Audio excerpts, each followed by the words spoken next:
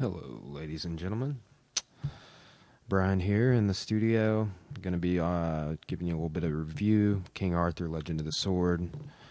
If you're late to the game, it's a review, and probably going to be a lot of spoilers ahead. So if you haven't had a chance to watch this movie yet, you might want to go check it out on HBO Go or some sort of other streaming service you might be accessing. Before you listen to this. Or maybe go ahead and listen to it if you don't care about spoilers and you'll want to watch the movie after you hear this. Or maybe you already saw the movie and you hated it, in which case you can write in the comments, which I will not read. All right. So, King Arthur, Legend of the Sword. I was a fan. I watched it twice. Second time around, I was more critical. Once I tell people the story quite a bit. I had a professor in graduate school that taught me to critique people, and then and even taught me to not go overboard with it. So, but it is something that I left college being able to do, or left graduate school being able to do. In my mind, I'm able to think critically a lot more. So, along the lines of being critical, I'll go into some things I didn't like. I liked a lot of things about the movie. I'm not by no means a historian of the Arthurian legend.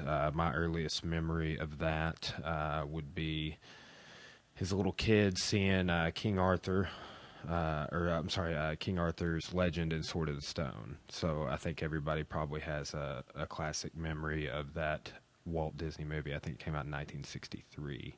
So also Monty Python, The Quest for the Holy Grail, 75, I believe. Excalibur came out in 81. And I did see that as a kid. I was probably 12 or 13 years old. And Guy Ritchie, director of this film, also goes into kind of that was a major inspiration to him early on. Like he remembered seeing it when he was a kid when it came out. So I think he did a good job incorporating a lot of elements and then his directing style into the film. But again, there were some places where I felt like there could have been a little bit more or a little bit less. One of my favorites, this came out when I was a kid, First Night. Richard Gere, Julia Ormond, Sean Connery, classic telling of the sort of Guinevere Lancelot story. King Arthur is played by Sean Connery. It's got a couple of other big names in it. Ben Cross, I think, is his name. Plays a guy named Prince Maligant. Anyway, it's excellent movie. I really enjoy it. Good telling of the story, kind of devoid of any of the fantasy side of that legend. Like there's no Merlin, there's no magic, there's nothing like that. And I thought Guy Ritchie did a pretty fair job with incorporating those elements into the story. Whereas I felt like another one, the Clive Owen King Arthur that came out a few years back. I believe that came out when I was in high school. Pretty good telling on the movie, and they kind of danced around the magical side of the story or the fantasy side of the story. But I really liked the elements that he brought in. I thought it was a unique storytelling with the Guy Ritchie version, and I'll start kind of digging into the film for you guys here. So, cast and crew, we'll go into that a little bit. Cast Eric Bana from Troy. And he's in other movies too, but I've never been a huge Eric Bana fan. He's okay. I think he was in the one movie about the Incredible Hulk, and then they cast Edward Norton, who I thought was the greatest, but is apparently hard to work with. And then they moved on to Mark Ruffalo for the Avengers. So cast Eric Bana.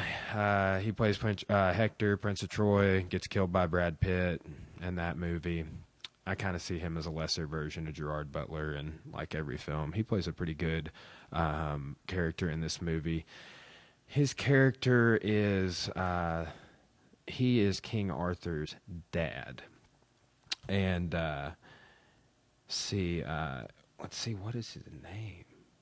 Jude Law is another one. Okay, Uther. We'll go into a little bit more about him. So, the Pendragon line is this line of kings that's kind of been blessed into, the throne at Camelot. So that's Uther is played by Eric Bana. Then Vortigern is played by Jude Law, and he's the brother, uncle of King Arthur, who is played by Charlie Hunman from Sons of Anarchy. So Jude Law, classic. He's been in Cold Mountain, coming out. He's going to be in the new play Albus Dumbledore in the new Fantastic Beast film that's coming out, and look forward to seeing that. He plays a really, really good bad guy in this movie. I was super impressed with his character. I'm a bit of a Jude Law fan. I really, really enjoyed him in Cold Mountain. I don't know if you guys remember that movie, I Heart Huckabees, but that was a great film that he was in. And he's a pretty diverse character, and I think that he did a great job in this movie as a Vortigern. So also we said Charlie Hunman, Sons of Anarchy. His diet and exercise and training with Guy Ritchie for this movie. They did jiu-jitsu, they did Muay Thai. He's there's a video out there him talking about his diet, and he's just kind of like what he's eating for breakfast, lunch, and dinner. A couple of avocados, the breakfast, fruit, tons of turkey bacon, egg whites, and some yolks. It's like you look into it, he really got in awesome shape for this movie and was doing like, I think he said 1,000 squats a day, 500 push-ups a day, 100 pull-ups a day, all of this crazy stuff, and training jiu-jitsu and kickboxing or Muay Thai on the side. So fascinating little look if you listen to him in that video, and then watch him train, watch how ripped he is in the movie. You can see a little bit of him training, him giving his what he did to kind of put on that muscle mass and get ready for the film. They filmed this movie for a super long time. So I think Guy Ritchie said it took him like 3 years to complete. So another character I really enjoyed in this movie was I never remember how to say this dude's name, but Djimon Hounsou. He is the guy who plays in Gladiator, Never Back Down, Blood Diamond. Super dark complected guy, great actor. I really enjoy him in pretty much any movie I've seen him in. But I think everybody's familiar with who I'm talking about. Then also, I've been noticing a lot more. I'm a huge Game of Thrones fan. Like I mentioned, I watch this on HBO. I'm a huge Game of Thrones fan, and more and more movies I've been seeing, like or shows, TV shows, I've been noticing Game of Thrones characters in. It's kind of weird. Like I noticed the lady that plays Theon Greyjoy's sister the other day. Man, I'm spacing on her name right now. I think it's it's not Lara. Dang it, sorry. Well, anyway, we're not doing a podcast about Game of Thrones right now. We're talking about Game of Thrones characters that are a part of this podcast, which the actor that plays Roose Bolton and the actor that plays Peter Baelish, a.k.a. Littlefinger, who I think everybody is glad that dude got knifed off the show by Arya. The last season is happy to see him go. I know I was. Dude was a major douche. So, anyway, a couple Game of Thrones characters. I noticed Game of Thrones character in that Theon Greyjoy sisters in this movie, The End of the Effing World, or TV show rather, End of the Effing World on Netflix. It's a Netflix original. Pretty crazy little show. I like 20-minute episodes. And Black Mirror. Several episodes of Black Mirror have different GOT characters. So. And I think that is to do largely in part with the Game of Thrones has a large contingent of British actors and actors from the UK. Like Charlie Hunman, for example, he's from the UK. So, moving on, Guy Ritchie. I would say he's famed for his movies, Lock, Stock, Two Smoking Barrels, Snatch, Rock and Rolla, the Sherlock Holmes movies with Jude Law, and Robert Downey Jr. He's a black belt in BJJ, trains Muay Thai. He's talked a little bit in interviews about his inspiration from the 1980s rendition of the King Arthur telling, and that movie being one that played an impression on him. I know that he brought in like the Lady of the Lake later on in this movie, and that's something that I feel like he was inspired to do by seeing this earlier version. And he, like I said, he really does a good job incorporating some of my favorite elements from some of the other movies that I've seen. But then again, I'm not a historian, as I mentioned, on the elements of the Arthurian legend. Maybe we can have an expert in world literature on, which I actually have a friend who I would classify as that, to discuss that on a different spot. So, Guy Ritchie, he, I feel like, hit somewhere between Lord of the Rings and the movie The 13th Warrior with this. Also, another recent film I've seen that I would probably watch again. I thought about watching again. Is I think it's probably underrated. Is The Last Witch Hunter with Vin Diesel. I thought there were really similar elements from the sort of occult side of that movie that is similar in 13th Warrior and similar in King Arthur. So if you've never seen 13th Warrior, it is badass. You need to check it out. It's got Antonio Banderas as sort of the lead protagonist. So check that out. So I think that this fantasy-wise and suspense and everything, all the elements of a good action adventure fantasy film, this falls somewhere between like a Lord of the Rings and a 13th Warrior. So... and why I say that, and maybe also I will throw in, like, there were a lot of elements of this that reminded me of the movie 300, just in the cinematography and just some of the battle sequences and things of that nature. So opening scene goes way over the top, and I liked it. I was hooked in on the opening scene. It shows these 300-foot elephants, like. First, it shows Camelot, beautiful, and like kind of tells you a story about the mages being sort of have gone rogue and into hiding because this one dude who was a total a-hole really effed things up for everybody. And so this one particular mage, who I'll talk a little bit more about in a second, he is conjured up this crazy battle, and Camelot is like the last hearth of them being able to advance and take over pretty much England. So opens with these 300-foot elephants, and he said he did this to give him a broad creative license throughout the film. So it took him 3 months to write. 3 months to write it, and 3 years to make this movie. Snatch took like 10 months beginning to end, and I'm pretty sure that's like getting all the way from day one production to the theater, if I'm not mistaken. So Uther's King of the Britons, shows him kind of onlooking these elephants coming in, Vortigern's standing there right next to him, and it does show early on in the film Arthur, son of Uther, the born king. He's like just a little kid, maybe like probably less than 5 years old. I can't remember how old they depict him as. Excuse me. So these 300-foot elephants are carrying these crazy balls and chains and spikes and blades, and they're just wiping stuff out and wrecking shop. And Guy from Never Back Down is like leading the charge, and those dudes are losing, and they're kind of retreat back.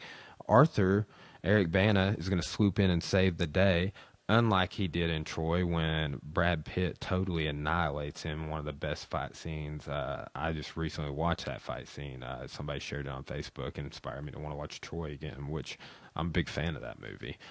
But not a big fan of Eric Bana in general or in that movie. So these war elephants are riding on Camelot, and they're carrying armies sent by these mages. These mages are like in one of these war elephants, and Mordred is this lead, like the head mage, just kind of brought all of this up against Camelot, and has caused everything to go wrong with, like, I mean, he's defeated everybody.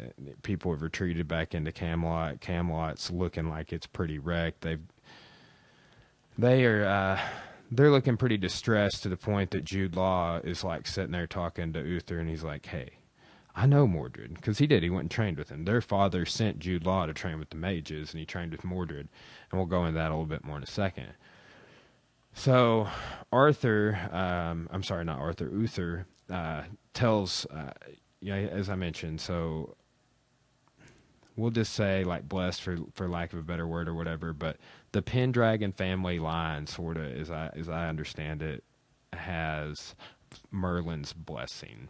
Merlin took part of the staff that was used to kind of start this initial war between mage and men, in which is in this culminating battle, and Merlin stole part of that and forged Excalibur and sort of gave it to the Pendragon family line, and that gives them sort of some balance to what's going on. So like Arthur with Excalibur, he is able to wield extreme power. I liked how they went into Excalibur, and I didn't like it. I'll talk a little more about that later on as we get into King Arthur growing up.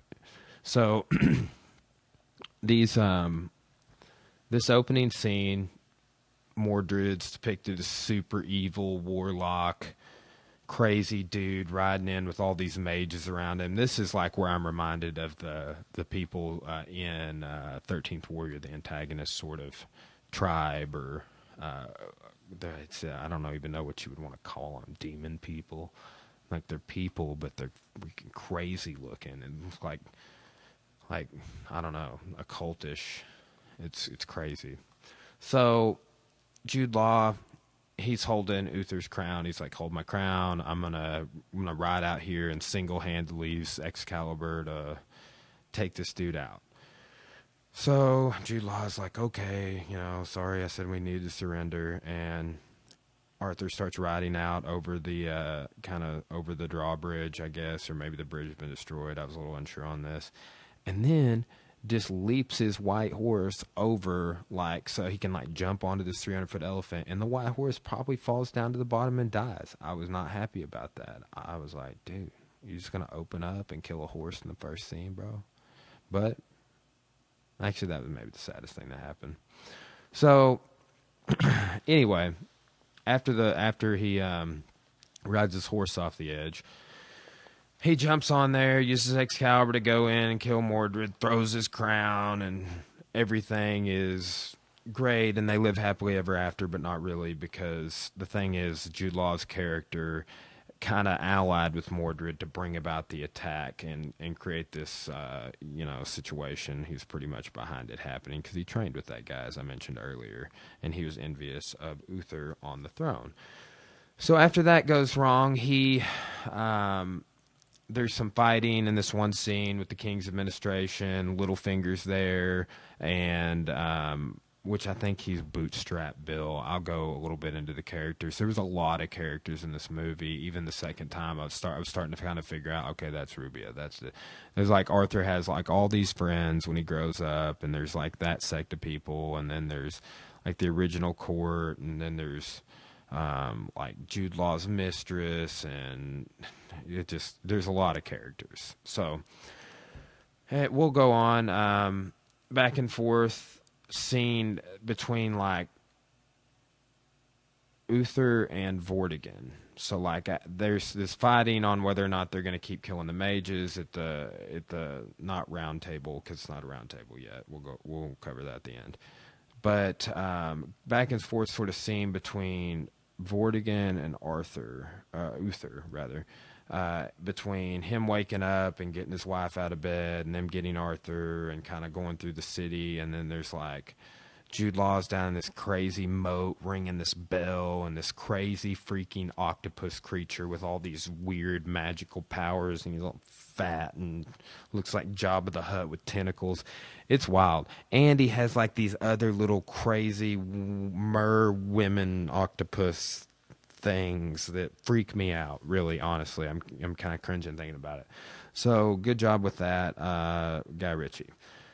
So he makes a deal with this crazy octopus man creature thing to he's going to sacrifice someone he loves into this moat area, into this I guess it's a moat. But so there's a coup of Camelot going on. Uther's fleeing through the city, is flashing back and forth, and Jude Law takes his wife down there and just kills her with the knife to the belly, and then like Arthur like stabs someone with a knife in another scene, and there's this sort of back and forth contrast with the camera, and I thought it was a really good job how they did that with them like going through the city, and then Jude Law like sacrificing his wife, and then it going back to Arthur telling his wife to like unhook the boat, and he's carrying Arthur. And then it's Jude Law becomes this crazy demon knight with this cradle scythe, and him and Eric Bana have this pretty sick fight sequence, I'm not gonna lie, in which but like right off the bat, Uther's wife just boom, Jude Law kills her.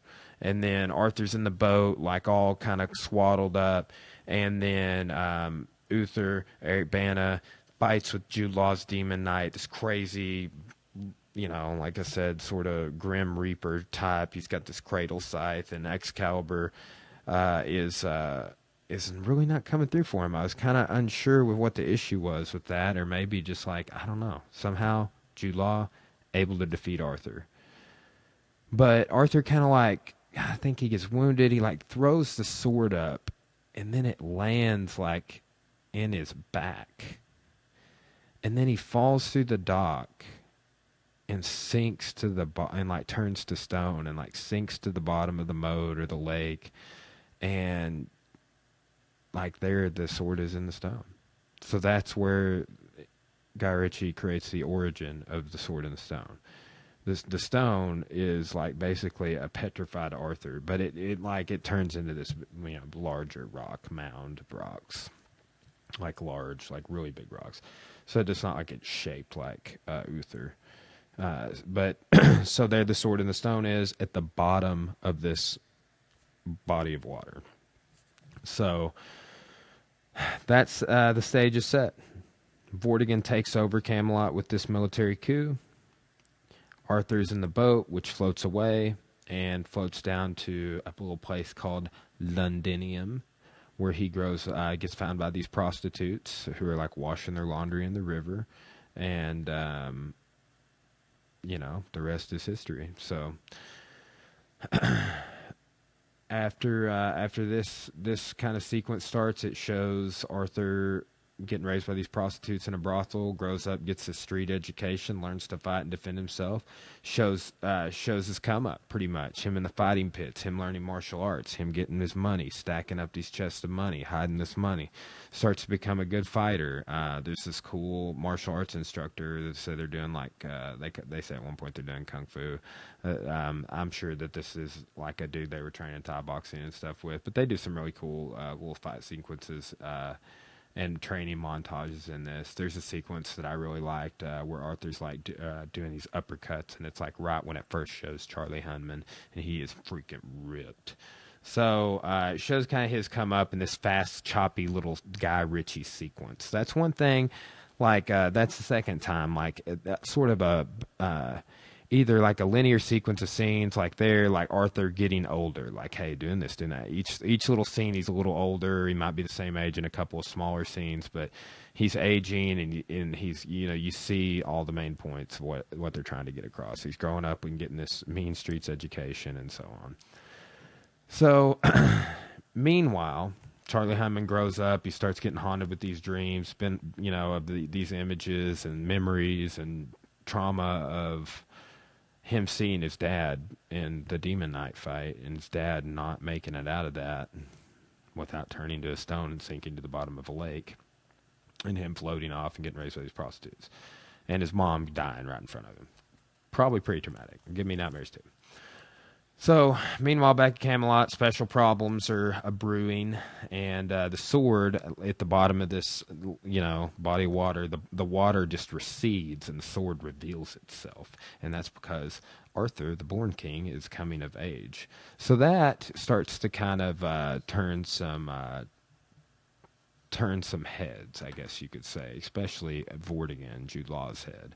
So, sword reveals itself, and Vortigern is pretty upset about this. He goes back to the moat to talk to Mr. Crazy Magical Octopus Creature Man, and there's this thing where they're building a tower right? So like Vortigern's trying to build this mage tower where he's going to basically, I don't know, conjure up some super crazy black magic. I wasn't really following with 100% of what they're going to do, because at some point, at certain points, the fantasy is just a little like, especially at the end. Then they go into this tower and stuff. But I believe Mordred was he was building a tower, or there was a tower that Uther had built, and they were, I don't know. There's some sort of symbology of the tower. I don't know what it is. The Mage Tower. Look it up. So, tower was cool. I did think all the architecture was cool. I really thought that was good. Whether they did it on a computer or not, I don't know if it's CGI, but I really liked the way they depicted Camelot and the countryside and Londinium, and it was good in that regard. I thought the universe seemed a little small, but I mean, you know what? UK and England's kind of a small place. It's a tiny island. So, but they did. I don't know. I thought that maybe they could have had like one more place. They kind of they start off in Camelot. You got Londinium. You've got the like sort of Robin Hood's hideout type place for the Resistance, which is not a very creative name considering Star Wars. Well, I guess that this film came out before. No, it didn't come out before Force Awakens. So yeah, they stole it from Star Wars. But maybe Guy Ritchie started working on it before Star Wars Force Awakens came out. That's possible too, because it took him so long to complete. Anyway, so there's this concern by Jude Law because his tower is not complete, and the tower needs to be complete so he can have this power. And the deal he made with Octopus Man didn't come true like he wanted, because he lost the sword and he lost Arthur. So that's why the sword is reacting in this way, by revealing the water, so Arthur can come and draw it out and start wrecking shop. So because he's alive, the sword is only going to answer to him. And Mr. Octopus Man tells him another loved one could perhaps change things for him. So he's going to need to sacrifice somebody that he loves, and he has a couple of daughters. But anyway. So then enter the situation we'll just call the Viking incident. It's this back and forth sort of Guy Ritchie style storytelling, which makes this scene really unique. It's bust in Roose Bolton. And here in this scene, you get two Game of Thrones characters. He said, hey, there's this man who hit this barge down the street from downriver or upriver or wherever in the river. And the resistance fighters, and he has this question about this prostitute named Lucy and this Viking named Greybeard, and graffiti on the outside of the brothel, which Arthur is looking over and protecting all the prostitutes that raised him. So they entered this sort of verbal exchange. This is where it is really sort of Guy Ritchie. I would just refer to it as choppy. It's like choppy storytelling, back and forth, pop, pop, pop, right? So unfortunately, these Vikings are under these kings' protection, and Arthur cut off one of their beards, and because they beat the shit out of this prostitute, and so on and so forth. So Roose Bolton from Game of Thrones has to tell Arthur that he messed up, and him and his friends now have to go be criminals at Camelot or whatever. So they end up getting transported to Camelot. He wakes up from a bad dream, and his friends are like, we got to get out of here. The Blacklegs are coming. The Blacklegs are the bad guys. And I think maybe before this, anyway, they find that Littlefinger, his character, the resistance fighter. He's in the brothel. Arthur kind of gives him up. So you don't know him at this point. But little do you know is that guy used to be one of his dad's number one dudes, one of his dad's knights, right? So anyhow, Arthur ends up getting shipped off to Camelot, where criminals are being forced to attempt to draw the sword. So enter that scene next, where you get Arthur showing up, joking around, cutting to the front of the line, drawing the sword, and then he pulls the sword out.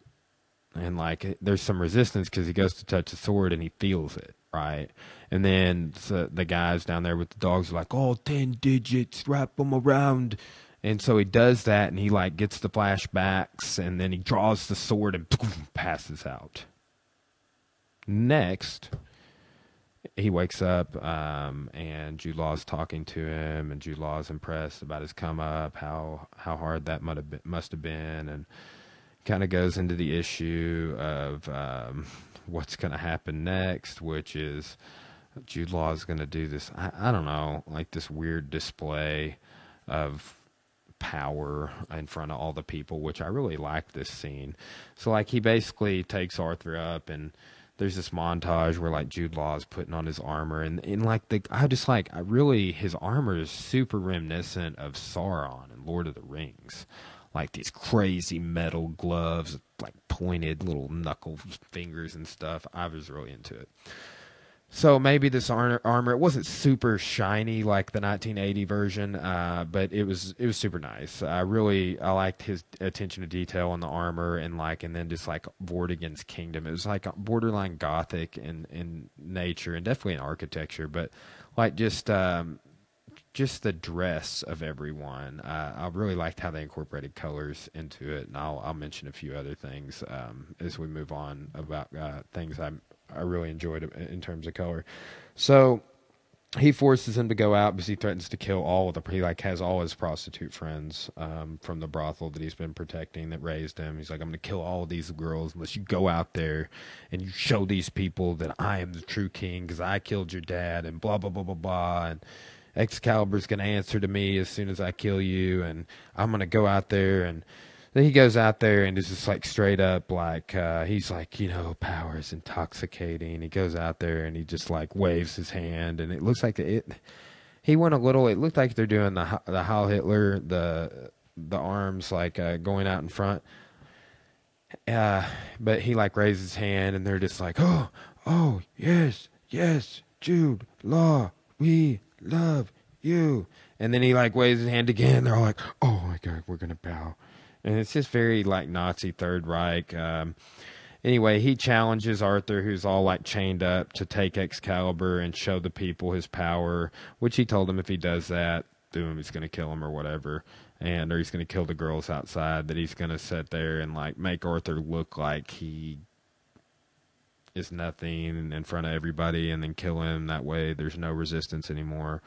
I don't know. I don't really know where they're going with that. So Vortigern challenges him to take Excalibur and show the people, but that doesn't go so well because there's this mage girl in this blue, and she has shown up, and she is talking to Guy from Never Back Down. She's like, I'm here. I'm sent from Merlin to help Arthur become who he's supposed to be.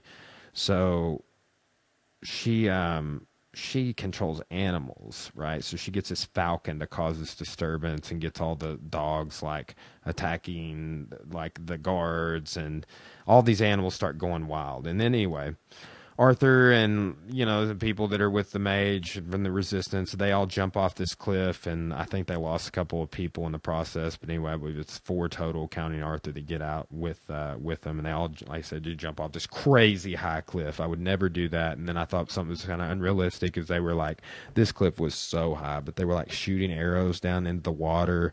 And like when they went like probably, I don't know, like 15 feet under the surface, the arrows are like almost hitting them. And I'm like, I just think that like shooting arrows straight down, as far as they were depicting that, it would lose momentum on the way down and would not go that deep between below the surface. But I just thought it was kind of unrealistic. It's like you're not shooting bullets, and even bullets in that situation, I don't know. You can put in the comments if you know. Again, probably not going to read them. So these resistance members are able to get Arthur and escape. Excalibur's saved. And they start this long journey to the resistance hideout. So that's where Arthur's like, hey, I know about your kind. The mages, you control animals. Ha, ha, ha. And also, one thing I really liked, I meant to mention the first scene, was like the music. It's really like, whoom, like dark, ominous tones. And then also they kind of get this cool sort of Celtic Irish music coming in. So in this scene, they had this cool sort of, little river dance Dubstep river dance is what we're going to call it. So I really enjoyed overall the music in the movie, whether it was dark ominous tones or Irish dub. So Charlie Hunman's character, he I don't know. I liked his character. I thought that some of his lines were a little awkward, and it could have been how he was delivering them. I'm not sure, but just some of his dialogue seemed rushed, right? Um, this could be how they were just trying to bring apart or across his street upbringing or what have you, and his background. But anyway, so that's that. Anyway, this Bootstrap Bill, Littlefinger, he shows up and he's trying to provoke Arthur to fight, and all these resistance members that like kidnapped him, like, hey, you know, here's your background, here's your story, and this Excalibur, and we need you to fight for us so we can take Camelot back and you can be the king, and yada yada yada. Arthur refuses. I'm not going to fight you guys. And then he just like beats the shit out of all of them. But again, they goad him into wielding Excalibur at some point. And he passes out. So Mage wakes him up, and it's every time passes out, maybe 5 times to this point. He's been having these weird dream sequences, the trauma of his mom dying, and all that stuff, flashbacks. So Mage wakes Arthur up, reveals he's refusing the sword and not the other way around, and that is when they head to these places. This place called the Darklands. So we'll go into that in when Arthur's training in the Darklands next. So from here forward is where I guess you could say suspend a little more belief, disbelief. It's a little less believable from here on. So he's training in the Darklands. This has some cool special effects. Rains, cliffs, hills, this giant snake, giant bats, giant rats, rodents of unusual size. It kind of reminded me of those flying Tyrannosaurus Rex pterodactyls from that recent Jurassic Park movie. Anyway, this also reminded me a little bit of that scene where young King Leonidas in 300 kind of goes out with the wolves, like out when he's a little boy. Anyway, so he has to go train the Darklands to sort of break him down. He sees skulls in the mud. He finds this altar stone. He touches his sword to it, and here you get this blue color in his eyes again. He sees his mother die. Starts his vision sequence again. Multiple vision sequences throughout the movie. This is another one. Blue eye special effects. There's from here.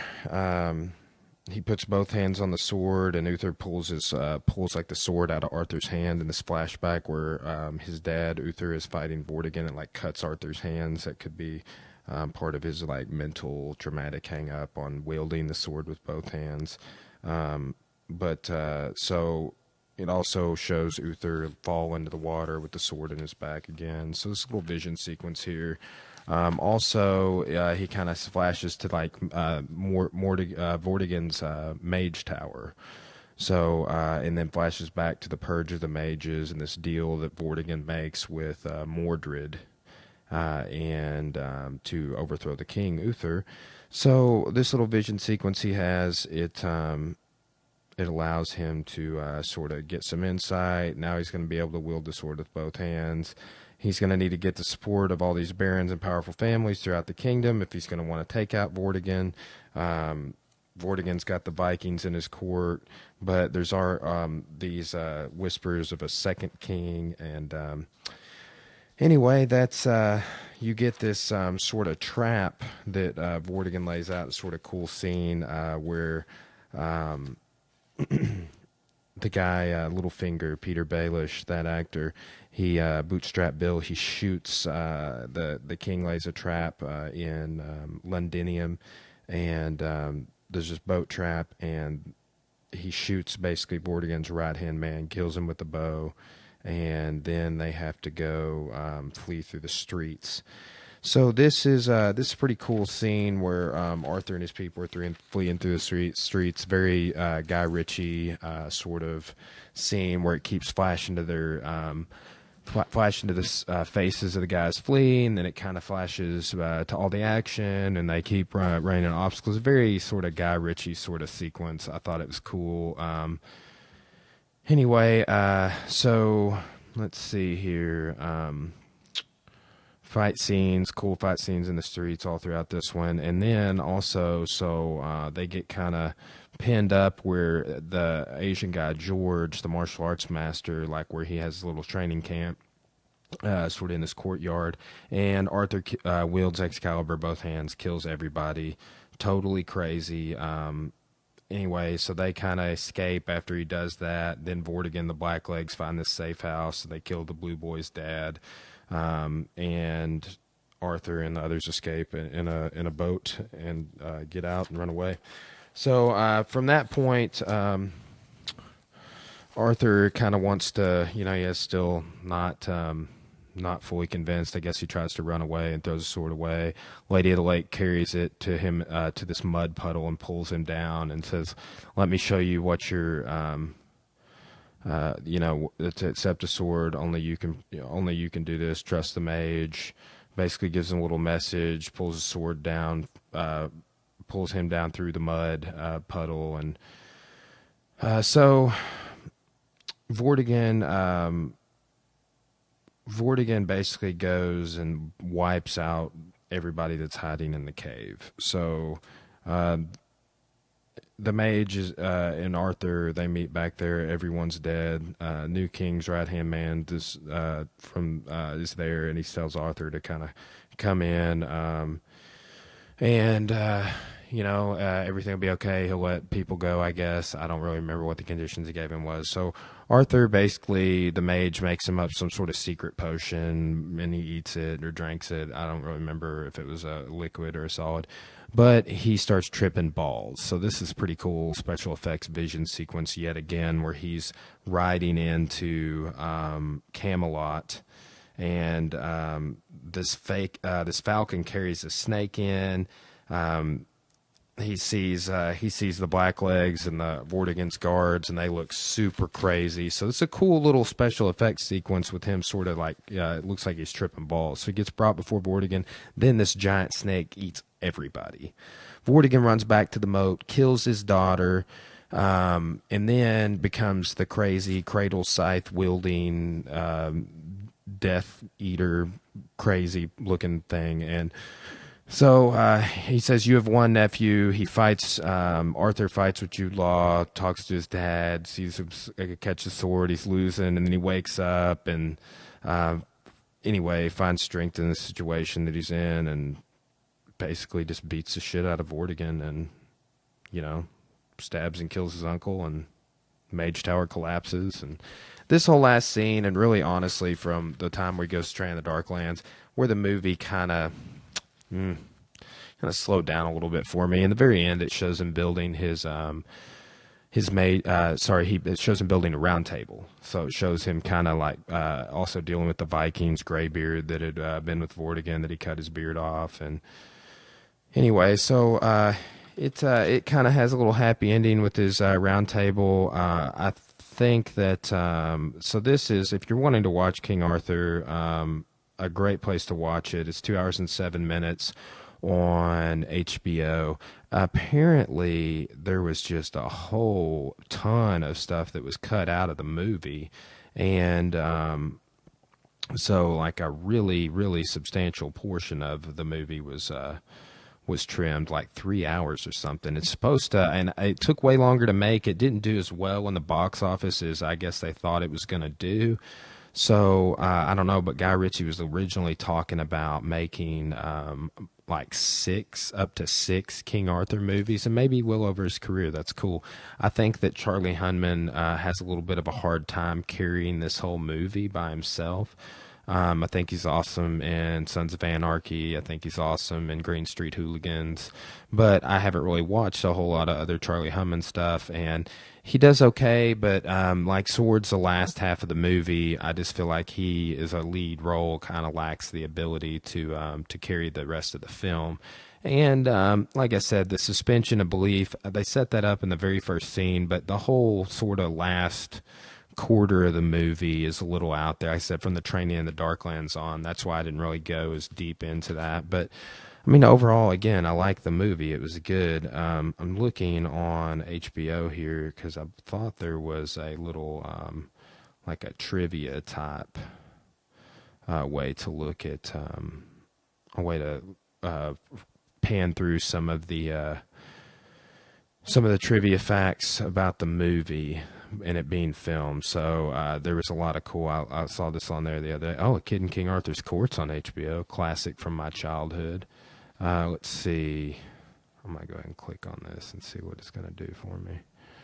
I don't think that's going to be it, but HBO Go app. That's what I'm looking at right here. You can stream this. I've just got a Google Chrome set up here in my studio, and a lot of times we'll stream whatever on the TV while we're watching or commenting on things on a podcast. So, but I'm not seeing a way to look at this trivia they had on there the other day. But pretty cool backstory about the movie and some of the filming. That's how I found out that so much of the film was cut out was by reading that HBO trivia, which is not available today for whatever reason on my device. So, but anyway, hopefully, I know it's kind of a spoiler type review. I'll put that in the comments of the parentheticals about that. But thanks for listening to After the Show. We're going to continue to provide you with additional reviews of TV shows, Netflix originals, movies, and other things. Even you can check out, we've even done commentary on seminars on YouTube, like Eggs and Gracie seminars. So subscribe to our YouTube channel. We are also on a few different platforms now. You can listen to us on Spotify. We've got our podcasts on Spotify, and through Spotify, been put on over to some other newer platforms as well. But you can check us out on Spotify. My main host for Life Unraveled podcast is Podbean.